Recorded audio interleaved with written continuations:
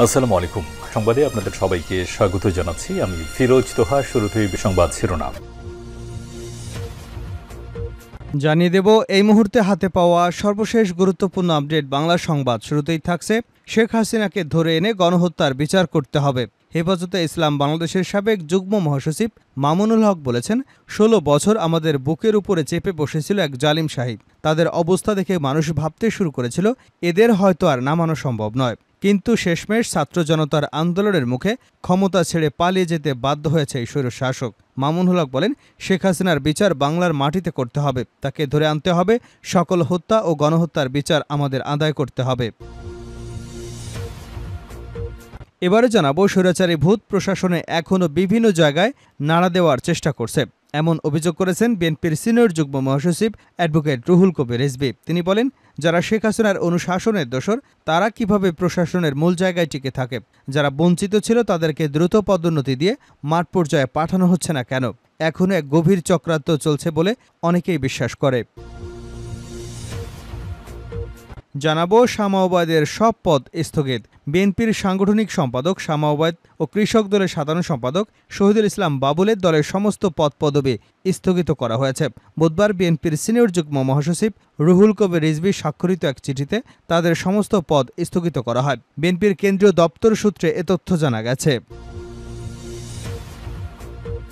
জানিয়ে দেব, রাষ্ট্রদ্রোহ মামলায় খালাস পেলেন তারেক রহমান। বিএনপির ভারপ্রাপ্ত চেয়ারম্যান তারেক রহমানকে রাষ্ট্রদ্রোহের এক মামলায় খালাস দিয়েছেন আদালত। বুধবার বিকেলে নোয়াখালীর অতিরিক্ত জেলা ও দায়রা জজ আদালতের বিচারক মোহাম্মদ নুমান মহিউদ্দিন আদেশ দেন।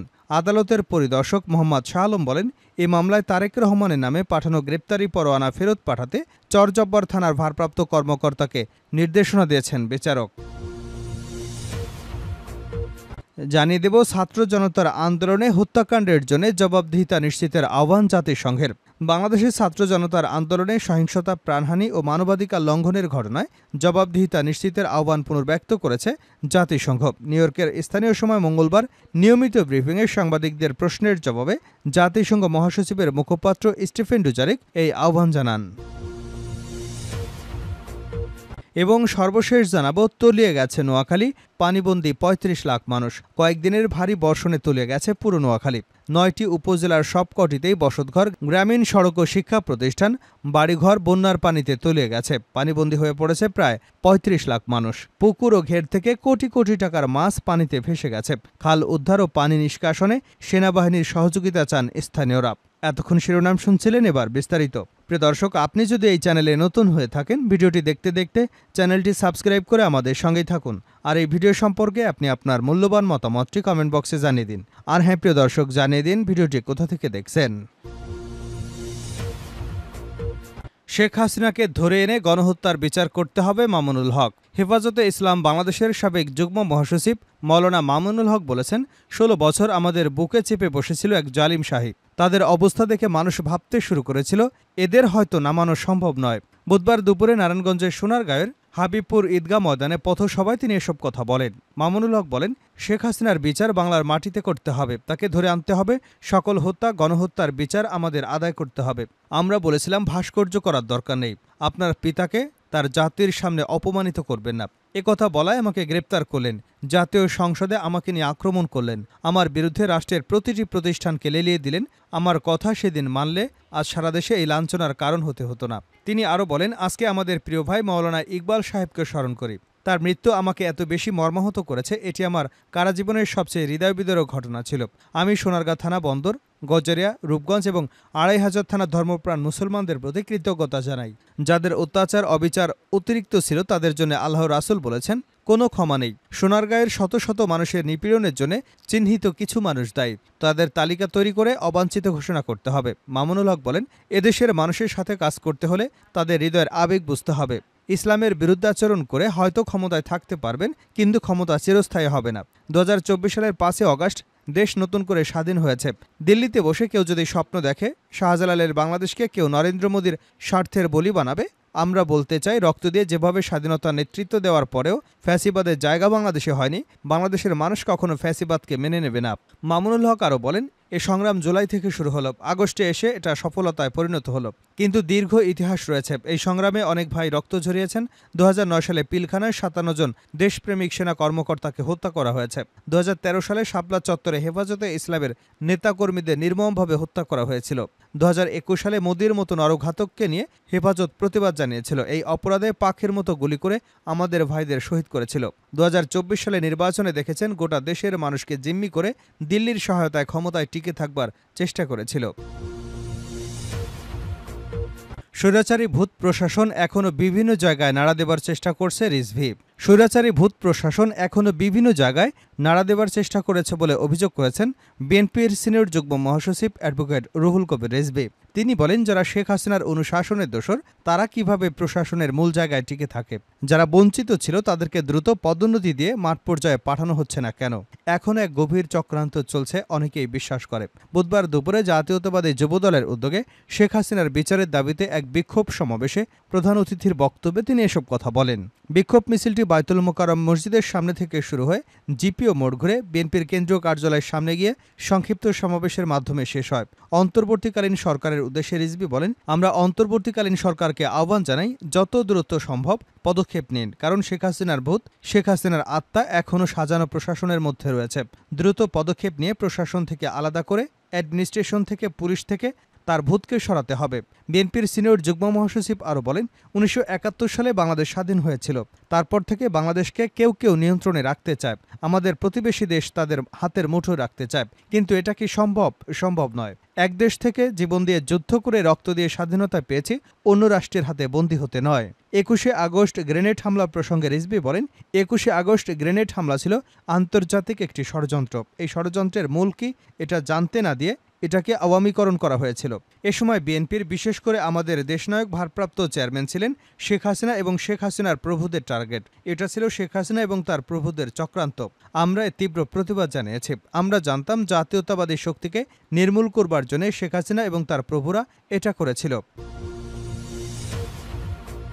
শামা-ওবায়দের পদ স্থগিত। বিএনপির সাংগঠনিক সম্পাদক শামা ওবায়দ ও কৃষক দলের সাধারণ সম্পাদক শহীদুল ইসলাম বাবুলের দলের সমস্ত পদবি স্থগিত করা হয়েছে। বুধবার বিএনপির সিনিয়র যুগ্ম মহাসচিব রুহুল কবির রিজভী স্বাক্ষরিত এক চিঠিতে তাদের সমস্ত পদ স্থগিত করা হয়। বিএনপির কেন্দ্রীয় দপ্তর সূত্রে তথ্য জানা গেছে। প্রসঙ্গত, ফরিদপুরের নগরকান্দায় বিএনপি দুগ্রুপের সংঘর্ষে কবির ভূঁইয়া নামের এক ব্যক্তি নিহত হয়েছেন। এ সময় আহত হয়েছেন অন্তত 25 জন। বুধবার সকালে বিএনপির কেন্দ্রীয় সাংগঠনিক সম্পাদক শামা ওবায়দ ও কৃষক দলের কেন্দ্রীয় সাধারণ সম্পাদক শহীদুল ইসলাম বাবুলের সমর্থকদের মধ্যে দফায় দফায় সংঘর্ষের ঘটনা ঘটে। মূলত কৃষক দলের কেন্দ্রীয় সাধারণ সম্পাদক শহীদুল ইসলাম বাবুলের পথসভা আয়োজনকে কেন্দ্র করে বিএনপির দুগ্রুপের মধ্যে সংঘর্ষ শুরু হয়। সংঘর্ষে নিহত কবির ভূঁইয়া উপজেলার ছাগলদি গ্রামের বাবুল ভূঁইয়ার ছেলে। তিনি বিএনপি নেতা শহীদুল ইসলাম বাবুলের সমর্থক ছিলেন বলে জানা গেছে। আহতদের ফরিদপুর মেডিকেল কলেজ হাসপাতাল সহ বিভিন্ন হাসপাতালে চিকিৎসা দেওয়া হচ্ছে। প্রাথমিকভাবে কারো নাম পরিচয় পাওয়া যায়নি।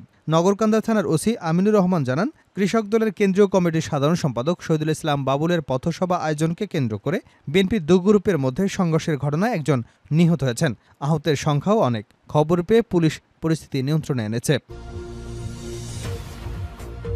রাষ্ট্রদ্রোহ মামলায় খালাস পেলেন তারেক রহমান। বিএনপির ভারপ্রাপ্ত চেয়ারম্যান তারেক রহমানকে রাষ্ট্রদ্রোহের একটি মামলায় খালাস দিয়েছেন আদালত। বুধবার বিকেলে নোয়াখালীর অতিরিক্ত জেলা ও দায়রা জজ আদালতের বিচারক মোহাম্মদ নোমান মহিউদ্দিন আদেশ দেন। আদালতের পরিদর্শক মোহাম্মদ শাহ আলম বলেন, এ মামলায় তারেক রহমানের নামে পাঠানো গ্রেপ্তারি পরোয়ানা ফেরত পাঠাতে চরজব্বার থানার ভারপ্রাপ্ত কর্মকর্তাকে আদেশ দিয়েছেন বিচারক। জানা গেছে, 2014 সালের ডিসেম্বরে লন্ডনের একটি অনুষ্ঠানে শেখ মুজিবুর রহমানকে নিয়ে বক্তব্য দেন বিএনপির ভারপ্রাপ্ত চেয়ারম্যান তারেক রহমান। পরে 2015 সালের 28শে ফেব্রুয়ারি সুবর্ণচর উপজেলা আওয়ামী লীগের সভাপতি ও চরজব্বার ইউনিয়নের চেয়ারম্যান অ্যাডভোকেট ওমর ফারুক বাদী হয়ে নোয়াখালী চিফ জুডিশিয়াল ম্যাজিস্ট্রেট আদালতে তারেক রহমানের বিরুদ্ধে ওই মামলা করেন। এ বিষয়ে চরজব্বার থানাকে আইনগত ব্যবস্থা নেওয়ার পরামর্শ দেন আদালত। 2017 সালের 4 এপ্রিল থানার উপপরিদর্শক আনোয়ার হোসেন ভূঁইয়া আদালতে অভিযোগপত্র দেন। পরে এ মামলায় তারেক রহমানের বিরুদ্ধে গ্রেপ্তারি পরোয়ানা জারি করেন আদালত। মামলায় রাষ্ট্রপক্ষের আইনজীবী ছিলেন অতিরিক্ত জেলা জজ আদালতের পিপি দেবব্রত চক্রবর্তী। তারেক রহমানের পক্ষে ছিলেন জেলা বিএনপির সহসভাপতি অ্যাডভোকেট এবিএম জাকারিয়া ও কৃষক দলের কেন্দ্রীয় কমিটির সাংগঠনিক সম্পাদক অ্যাডভোকেট রবিউল হাসান পলাশ। এর আগে রোববার বিকেলে তারেক রহমানের বিরুদ্ধে মিথ্যা মামলা প্রত্যাহার করতে বাদী অ্যাডভোকেট ওমর ফারুকের বিরুদ্ধে ঝাড়ু ও জুতা মিছিল করেছে সুবর্ণচরের বিএনপি নেতাকর্মীরা। এ সময় ইউনিয়ন পরিষদ থেকে ওই চেয়ারম্যানের বহিষ্কার সহ তাদের আইনের আওতায় আনার দাবিও জানান তারা।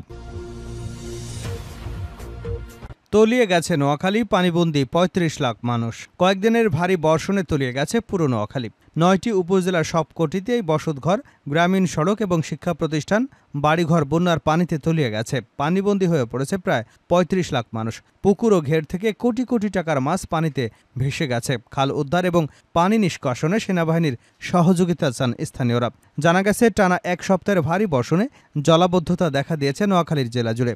জেলার সদর, সেনবাগ, সোনাইমুড়ি, চাটখিল, বেগমগঞ্জ, কবিরহাট, কোম্পানীগঞ্জ, সুবর্ণচর উপজেলার বেশিরভাগ নিচু এলাকা প্লাবিত হয়েছে। এতে সীমাহীন ভোগান্তির মধ্যে পড়েছেন এসব উপজেলার বাসিন্দারা। পানিতে ডুবে গেছে আমন ধানের বীজতলা, শাকসবজি। এছাড়া মাঠে পানি বেশি থাকায় অনেক এলাকার কৃষক খেতে আমন লাগাতে পারছে না। জলাবদ্ধতায় আটকে গেছে জেলার ৩৫ লাখ মানুষ। ডুবে গেছে সড়ক, বসতবাড়িতেও ঢুকে পড়েছে পানি। পানি নিষ্কাশন ব্যবস্থা ভালো না হয় দীর্ঘ সময় ব্যাপক জলাবদ্ধতার চরম দুর্ভোগে পড়তে হচ্ছে নোয়াখালীবাসীর। সেনাবাহিনীর সহযোগিতায় দ্রুত জলাবদ্ধতা নিরসনে কার্যকর পদক্ষেপ নেবার আহ্বান জানান পানিবন্দী মানুষজন।